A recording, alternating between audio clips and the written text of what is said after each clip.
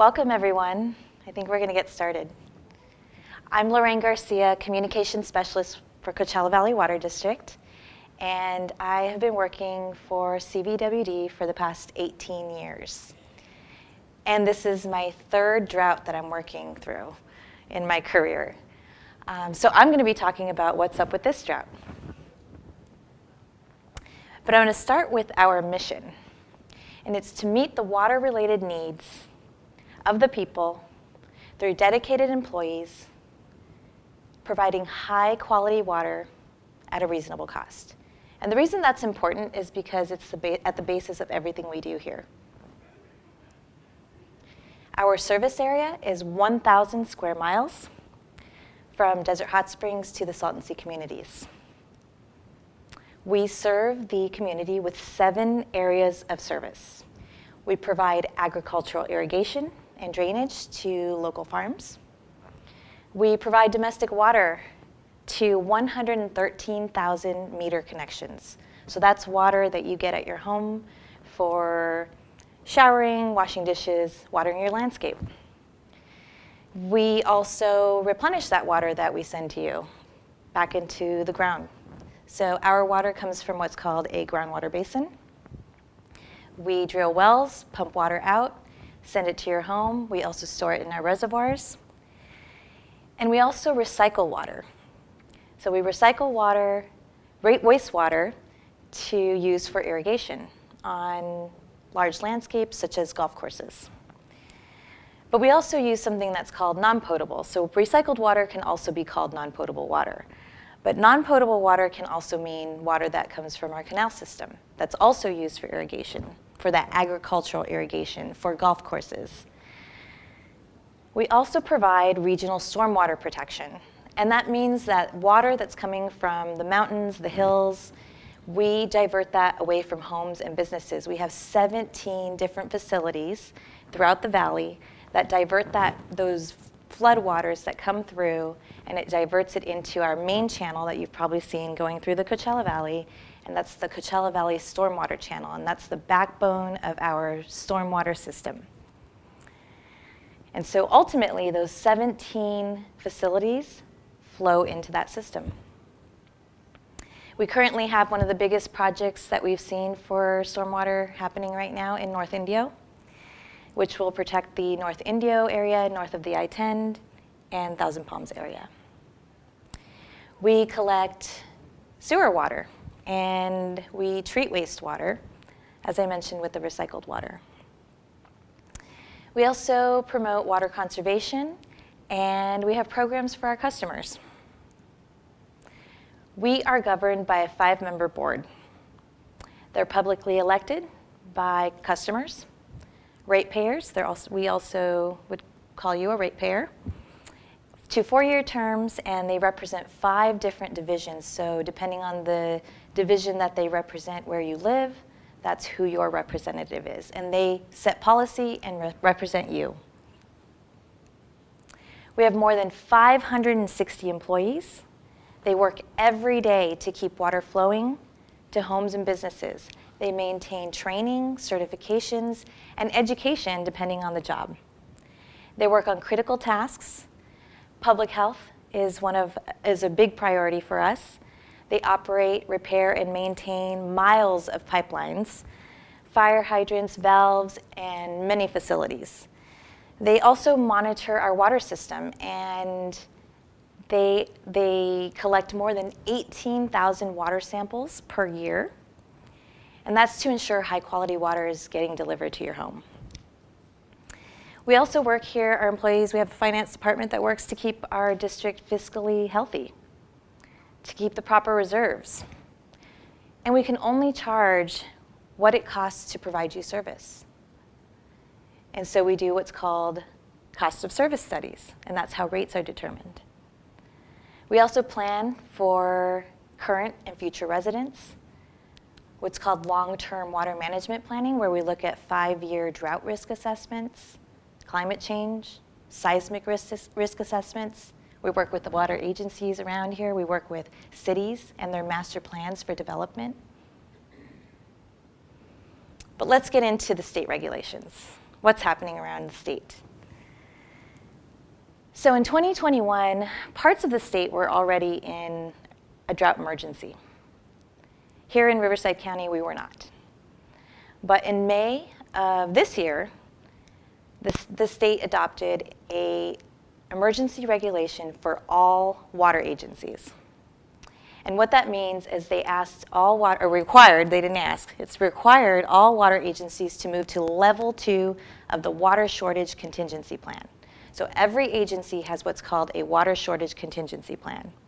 And that assumes a 20% shortage, even if there's no shortage. It's part of, it's what's called doing our part during this emergency regulation. And I'll explain why in a few slides, why it's important. But it also means that we are required to reduce customer water use by 20% each month. And that's domestic water use compared to 2020. Now 2020, there was a lot happening that year, or maybe not a lot happening. For the Coachella Valley, that's a really tough year to compare water usage. Tourism is one of our #1 economic drivers. That's what brings people here to this valley. And if you think of 2020, there really wasn't anybody here except us locals. And no one was visiting. A lot of places were completely shut down for most of the year. And so that's what makes it a hard number to match. Nevertheless, there's another part of the emergency regulation with a ban on irrigating non-functional turf. And what does that mean?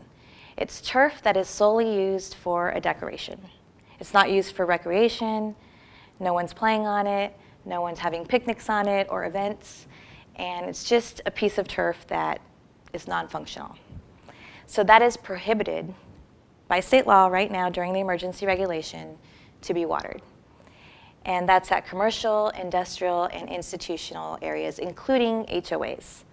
This does not affect residents. Fines up to $500 per day can be issued.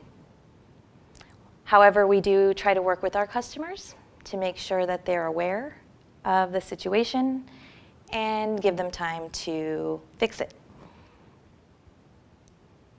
And I do want to point out that the map here with the state, last year, I think I have almost every month. Last year, that red part there, that's a extreme drought, was covering almost the entire state. It's still covering a lot of the state, but it is smaller. So water shortage contingency plan for CVWD. All water agencies have one, and we worked with all the agencies in the area to have similar plans so that it wasn't too different across the valley since we're so close. There's 6 other agencies in this valley, or 5 other agencies in this valley, 6 including us. And so when you look at the plans, they're pretty similar. Of course, there are variations. Level 1 of our water shortage contingency plan is always in effect. And these are restrictions that were adopted after the last drought in 2017, after it was declared that we weren't in a drought anymore. Because they're common sense things, like using a shut-off nozzle when you wash your car or hose off windows or solar panels or something. So using that automatic shut-off nozzle. Not causing water to run off onto streets and sidewalks. I'm sure a lot of us have seen that. Maybe we see it every day. I know I do. And no irrigation on landscapes within 48 hours of rainfall. Well, we don't see a lot of rain here, but when it does rain, why not turn off the sprinklers and save it for a dry day? Broken sprinklers, we always see those too when I'm driving around, so that's something to report or let your neighbor know if you see one. But those should be repaired within 5 business days. Now, level 2. Level 2 is what we adopted in April. And that's where we're asking customers to not water in the middle of the day, when water loss is affected by evaporation. So watering at night really helps to reduce that loss so you don't have to water more. Another important one was we actively discouraged overseeding. There's still overseeding happening, but we actively discouraged it. Reducing outdoor water budgets by 10%. Now what we did there was implement what's called drought penalties. Drought penalties are temporary, but it is a tool for us to be able to get that outdoor water use down, to reduce that outdoor water use, to meet that goal that the state has right now for 20% reduction of customer use. We used it in the last drought, and it proved to be pretty successful. And so what that means for this drought and this plan that we have that we've implemented, which started in August, and so in September, that's probably when anybody would have seen a drought penalty. So we have what's called tiered rates, and we have a Tier 1 is your indoor water budget, which is not affected. Tier 2 is your outdoor water budget. And now up to 90%, so that last 10%, 90 to 100, is what we're asking customers to reduce. So that outdoor water budget, reducing 10%. So if you're above the 90%, you may see a drought penalty of 29 cents per unit. 1 unit is 748 gallons.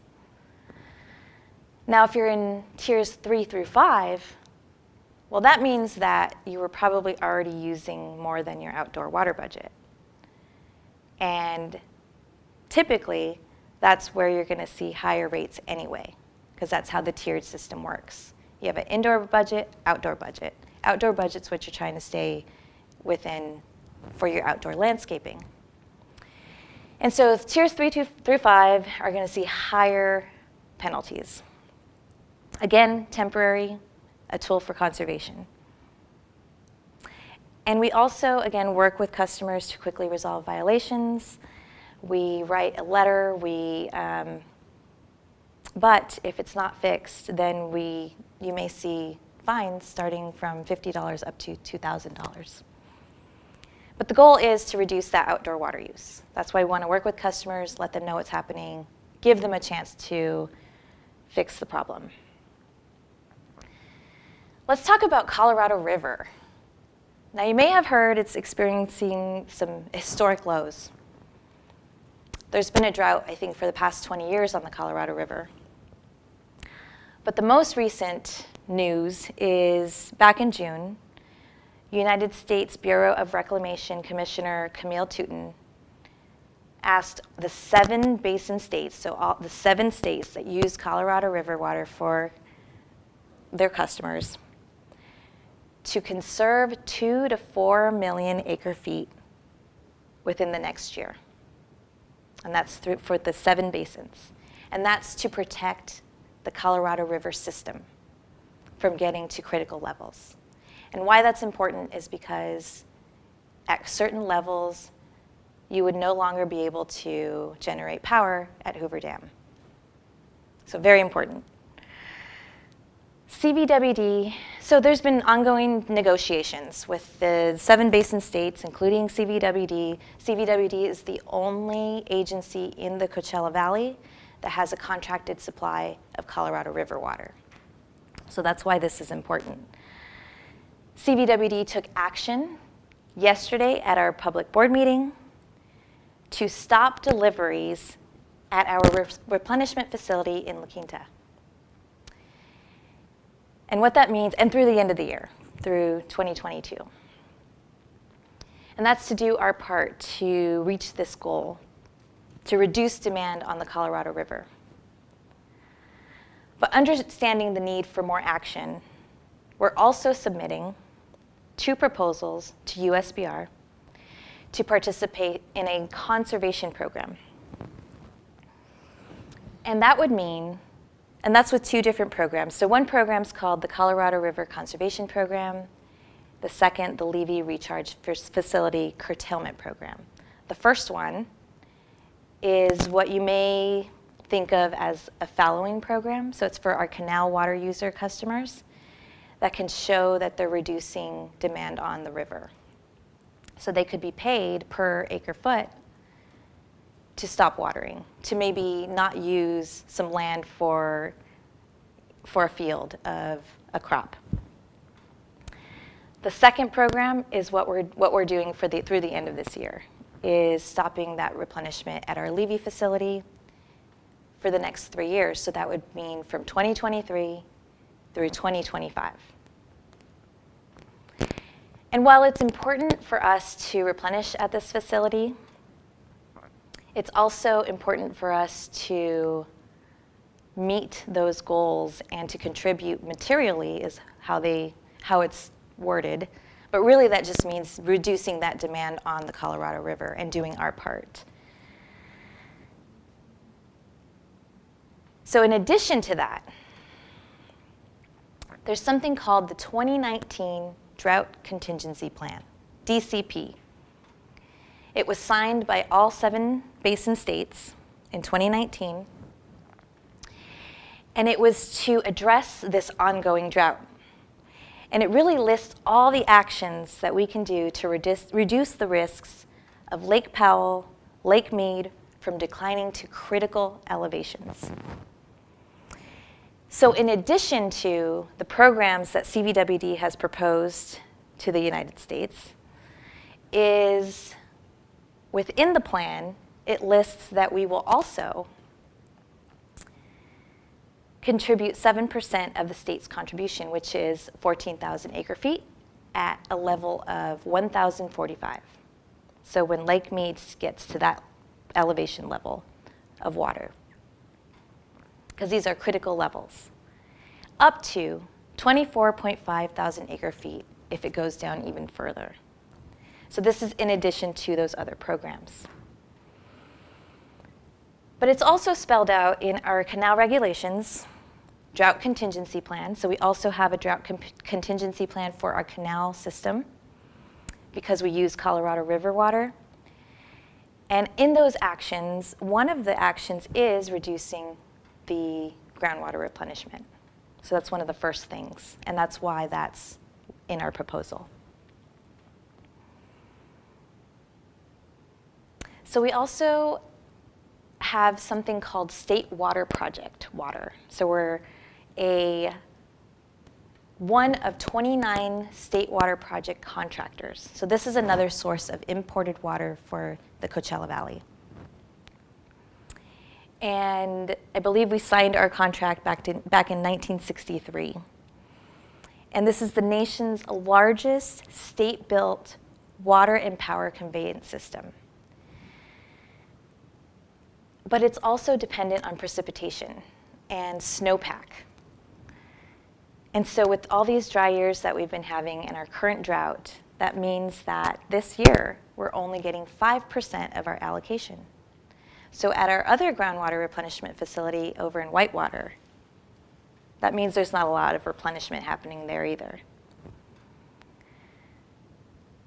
But that's why CVWD does what's called long-term planning and why we invest in things like State Water Project, is because we get these allocations of water to diversify our water portfolio, put that water in the ground in what's called wet years. During wet years, we've been doing this since the early 1970s. During wet years, when we have that water delivered to us, we're storing it in our groundwater basin. And our last engineering report showed that we are close to balance in our aquifer, which is great. That's our goal. But it also means that we have water stored so that we can use it in these dry years, so that we're able to contribute and do our part. We're also fortunate to not rely on State Water Project or Colorado River water directly for drinking water, as many people do in the state of California. We have that groundwater basin where we've stored all the water that we can use. But to offset all of this, everything that's happening with not replenishing and reducing demand on the Colorado River, not getting our full allocation, we don't know what'll happen next year. We're going into another dry year. I believe I just read the other day that it's prediction of another dry La Nina year. So conservation is going to be the best way that we can offset what we're not replenishing, which is why that water shortage contingency plan and all those conservation actions and us asking everyone as a community to reduce outdoor water use. And it's the best way to save for future generations. Now, some of the most effective conservation tools that we've implemented over the years to get us to a point where we feel that we have a good groundwater supply, why we have our engineering report that was positive, is that budget-based tiered rate billing. Understanding where you are in, and when people are in tiers 3 through 5, that funding and the drought penalties, that revenue that comes in from those penalties and tiers 3 through 5 when you're out of that water budget funds our conservation programs, which are really important for us to be able to reduce that outdoor water use, get our customers and of course ourselves too to be more efficient. Increasing the use of recycled water. That's a goal for Coachella Valley Water District, and the use of non-potable water for irrigation. And of course, our groundwater replenishment at 3 different facilities over the years. Incentive programs for customers, and our landscape ordinance. Now, if you think of development in the 80s, 90s, maybe early 2000s, it looked very different than it does now. Lots of grass. Lots of grass. There was nothing that said you should reduce the amount of grass or have desert-friendly plants that are drought tolerant. But we have what's called a landscape ordinance. And if you see newer developments, they're much more efficient. And they require a much more efficient plant palette.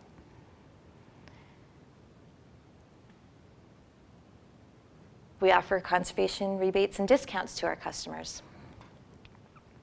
I encourage anybody who's thinking about converting their lawn to desert-friendly landscaping to take advantage of the program. We recently increased our turf rebate incentive from $2 to $3 per square foot, and now we have partnered with cities to match the funding. So in some areas, you can get up to $6 per square foot, which is probably, I think, the highest rebate in the state. But it's going fast, and it is on a first-come, first-served basis. Smart irrigation controllers. It's a great tool to have, especially if you have grass. We're not here to say that you can't have it. But if you do, water efficiently. Smart irrigation controllers can adjust your watering times automatically. You don't have to go out there and do it or rely on someone else to do it.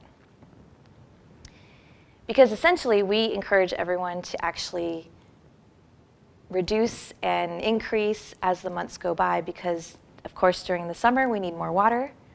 But in times like this, like fall and winter, you actually don't need as much water as you think. And you can also, and we're going to talk about that a little later on things that you can do. But it's a great tool to have, and it's easy. And you can get a free one if you're a CVWD customer. Sprinkler nozzle upgrades. The old traditional spray-up nozzle that just kind of sprays into the air and really doesn't get your plants, and you've got some spots here and there, and runs off onto the streets and sidewalks, which still aren't growing. There's a picture up there of a newer model. So we have a program to, if anybody's interested in changing out those nozzles, we have a rebate for that. We have a conservation webpage that has lots of information, including rebate information, local drought information, videos, You can find where you can report water waste. Lots of good stuff. It's cbwd.org/conservation. But now I'm going to bring up my colleague to talk about the how. What can we do to reduce outdoor water use? And we have 3 things that you can do. And this is my colleague here, Jason Lucas. He is the lead water management specialist in our conservation department. Hello, everybody. Can you hear me okay? I'm Jason Lucas. I've been here at the district for 17 years going on. I've been in the same 3 droughts that Lorraine has also been in. So now that you've heard stuff that CVWD is doing, now you're asking yourselves, gee, what can I do? You know, so these are the things that you can do that'll kind of jumpstart what we're doing. I mean, if you don't have the resources to do a turf conversion right now, these are some quick things that you can do immediately. You know, one of them is cut back on your watering times for your landscape. You know, especially during the fall and winter. You know, all the plants need is for the soil to be moist. So that's where they get the water from, and that's where they're getting their nutrients from the soil. So as long as that soil is moist, you know, the plants are going to get it. So you can cut back on your watering times in the fall and winter because it's not going to dry out as much as it would in the summer. Reduce the number of days that you can do. You can do, it says 5 to 7 days. I think you can drop it down and kind of tinker with it a little bit. With one thing that I've learned in all of my education as far as landscape irrigation goes is that it's not fixed. So you got to kind of fine tune it and kind of just keep tinkering with it until you get to that fine tune and always keep monitoring your landscape. So, you know, you can probably wean it down to 5-7 days, and then if it's doing okay, drop it down another day. So you got keep monitoring your landscape irrigation schedule and see if and see where that fine line is where you're getting maximum or optimum water efficiency. Also, you know, check your irrigation. This is one of the biggest things, that the third one here. Check your irrigation controller, because I know none of you guys are overseeding, I'm sure. But typically when people overseed, they have to put their clocks and schedule their clocks for more run times, more durations. Sometimes that clock's not going to have that extra start time that you need, so you need to go into programs B and program C to add that extra start time. So what happens a lot of times is people forget about program B and program C, and they keep program A along with program B and C, and then they reduce or change the times on program A, but they're still watering 3 times a day on the same station. So you take a look at that, and you're doing 4 stations, you know, 4 or 5 stations, and you're running it 3 to 4 times a day. That's a lot of water that you're using that you might not know that you're using. You know, you might have wanted to change it and put it back, or you thought you did, but you really didn't. So that's one of the common problems that we see, or common issues that we see when we get high bills out there. So these are the 3 things that you can do, you know, immediately, and just be mindful of when you're working on your irrigation. So, thank you. Yeah, question. Yeah, I wonder on that, you're talking about 2 days a week for tree shrubs and whatever else, cactus and stuff. How long? It depends. Like I said, it's not it depends on what type of emitters you have.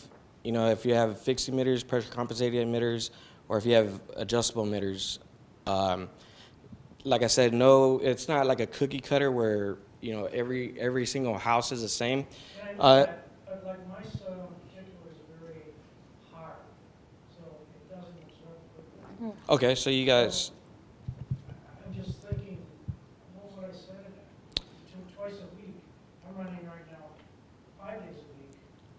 Yeah. Every 4 minutes. So you're saying that the water holding capacity of your soil right now is is pretty like clay-like. Yeah. Yeah. It's very slow. Yeah. So that's gonna hold a lot of water and moisture in the soil. So that you may be able to extend your times on that to not irrigate so much, because it's gonna stay within the soil. There's other areas where it's just gonna seep right through it and be real sandy and coarse. It's gonna go right through. So those you might have to irrigate more often or more frequently. So like I said, we have 5 different soils in the valley. So You gotta wait till a few things die. well, that's another thing why I said, yeah, you got to kind of fine tune it. You got to kind of monitor your plants and see, if you wean them back and they start wilting, or start stressing a little bit, then you could add a little bit more. Add a little bit more, a little bit more, a little more until they're at a level where they're good. And I think that's the important thing is to monitor, because you're never gonna get that fixed amount like, oh, I can put it on for five minutes twice a day and I'm good. You got to kind of see how they're reacting. All plants, they're living organisms, so they're gonna react differently to different applications. So that's one thing that you should be mindful of when you're dealing with landscape irrigation. So, yeah. We've run into difficulties with gardeners because we refuse to overseed our lawn in the backyard. And of course, they want to. But I don't know how often we should water that grass when we don't overseed. It's once a week, right? Yeah, so you want to just keep it moist so that way, it doesn't totally dry out, and because that Bermuda is going to come back in the summer, early summer. So at that point, once a week is, Once a week? yeah, just to keep the soil moist. Throughout the season. For how long, she's saying? Like, how many minutes? Again, like I said, it's depending on how well the water holding capacity in your soil is, and so it depends. It just depends. 2 minutes twice a day. I think that should be fine. Yeah. Yeah. And also, you want to be doing it at nighttime. I'm sure you guys are all doing it at night. Of course. Yes. Our HOA decided to oversee, and I opted out. But when you oversee, you're probably gonna water 3 or 4 times a day, right? Yeah. And it's supposed to be in the daytime, which violates your. I know you say Mhm. discourage overseeding, but you also have a mandate not to water in the daytime. Right. So how do you? Well, resolve that? there are increased water waste patrols out there. So we are patrolling the communities and seeing. I mean, we're not going to catch everything, every single thing that every instance, but we are out there monitoring and patrolling. So we will find those, and they will get fined. Also, the drought penalties do help assist in that as well, because it is adding to that. Should we overseed or should we not overseed? The cost of it is factoring in. You're automatically violating your rules. Right. Yeah. I mean, I've heard a couple of landscapers have different strategies to try to work with that and try to.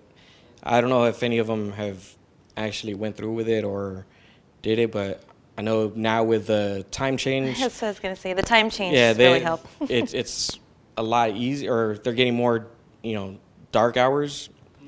So that's one strategy that I heard, that they were going to start when the time change happened. That way they can irrigate more throughout the evening. I had a couple of them talk about germinating the seed within the bag, in the bag. Oh, yeah. Stuff like that. But you would have to get really creative to do all of that. And when it comes to HOAs, I don't think the germinating the seed in the bag would work. I think that's pretty mainly for residential areas if you're planning on doing that. Yeah. Are there many customers that are using private wells and or the tertiary water? Is that the same issues? Yeah. Yeah, I mean that is an issue. So one thing to note is that the emergency regulations are for domestic water. So not recycled water, not non-potable, or what's called rack water. So if you have a private well. So unfortunately, the state did not include those water sources in the emergency. However, that is something that CVWD is definitely going to hopefully work on with the state. So that's where you see a difference when maybe somebody is watering, but it's not under a state violation, unfortunately. So it's not just during a drought. Let me make that clear. We want everyone to conserve at all times. We live in a hot, arid climate.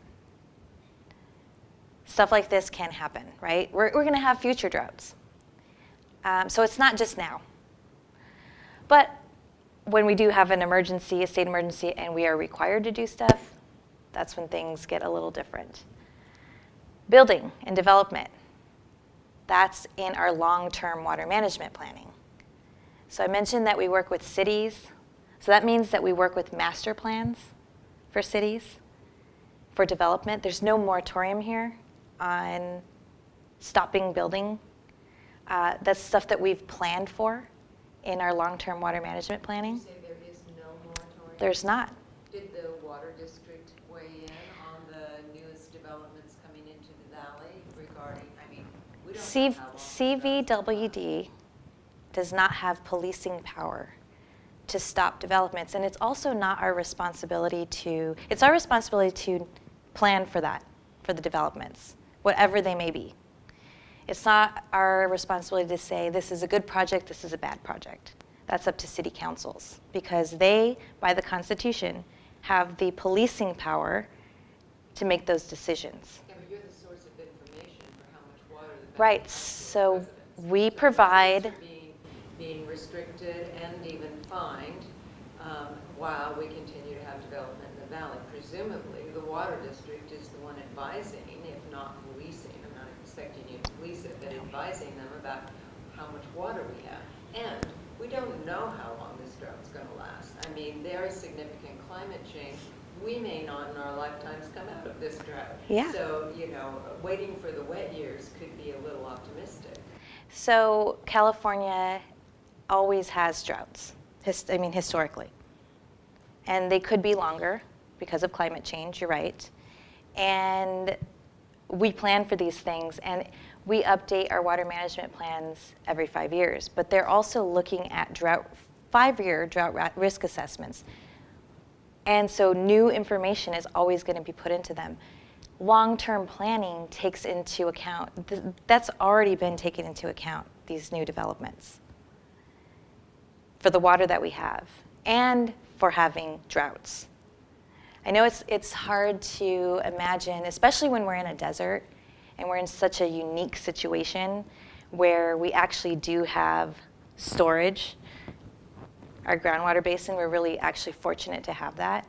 And the planning that we've been doing for decades. I mean, decades of long-term water management planning. This isn't new. Water's always been an issue for California. It has everything to do with the growth of California. Yes, and of course there are issues in other areas, like the gentleman was mentioning, that we need more storage, and there's been huge investment in getting more storage. We're investing in more storage for California, and so development, while that's still happening because it's part of those city master plans that's already baked into that long-term water management planning. And yes, we're going to have future droughts. We will. That is not a question. And so we continue to plan for those. That's our job. And it's also our job, though, to provide water to our customers. And the advising part. So CVWD, for any developments, large developments, no matter what type of development it is, so the contractors, they have to do what's called an environmental assessment. And so CVWD does what's called a water supply assessment. which looks at 20 years, not just 5 years. Those are our long-term water management plans. But the water management plans are included. All of that information, I mean, you can read these documents with everything that's included that's looked at for these supply assessments. So that is what CVWD provides so that they are aware of how much water is going to be used, whether it fits the assessment, and that goes into that report. And that's what... But what we don't know is how much water we'll have. We don't know how much rain we'll have. We don't Of course know not. how much snowpack. No. I wanted to ask you just... Unfortunately, we don't know. Unfortunately, we don't have that crystal ball. No, we don't. So you're saying that right now, we're only using 5% of what we normally get from the SWP. You're saying we've been reduced to 5% of the state water project at this time? For 2022, yeah. For 2022. Mhm. So 95% of our water is coming from the groundwater basin? So we've been getting our allocation of Colorado River water also from our canal system. And approximately what percentage of the water that we bring into the valley is that? But that's for irrigation, not our drinking water. So yes, but all drinking water comes from the groundwater basin. Everything we pump for customers comes from there. What feeds the groundwater basin? The snow and rain? What we get? The imported sources The state water project. and the canal water system, so Colorado River, yeah. Those are the two imported sources. But we also have what's called recycled water. That's that third source. That's used for? Irrigation, yeah, irrigation. It's just straight irrigation. Yeah, it goes to, yeah, all of our recycled water goes to customers for irrigation. So we're not obviously desalinating water, we don't live near the ocean. No. Are we doing anything? See, and that's where I was gonna go, because if our previous governor and this jackass we got now was all into doing this kind of stuff, why don't we have more than one desalinization plant? You had that red line around the state, they could have one for Northern California feeding up there, using it, I mean, Fiji has one. Everybody buys Fiji. Yeah, actually, there's a lot of interesting projects happening throughout California, and they're not just desalination. They're actually, using in larger cities, recycling all the wastewater and using that for replenishment, using that for ultimately it's drinking water. And Orange County, San Diego, and and it's amazing that those systems are amazing. I've had the pleasure of visiting some, and the process that it goes through is basically distilled water. They have to add minerals back in because it's so clean.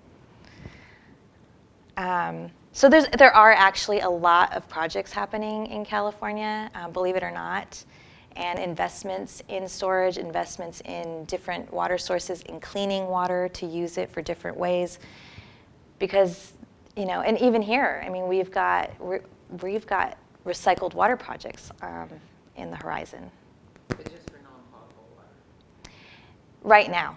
So our Colorado water is non-potable water, the canal water is non-potable, so the only drinking water is the groundwater basin, which comes from rain and snow. But we could use more recycled water in other ways. So I'm saying for right now, we use it for irrigation, but that's a possibility.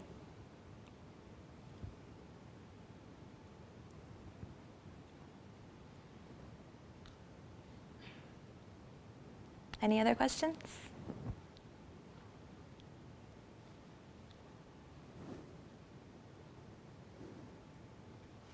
Well, thank you for coming out to spend some time with us. Yeah, thank you.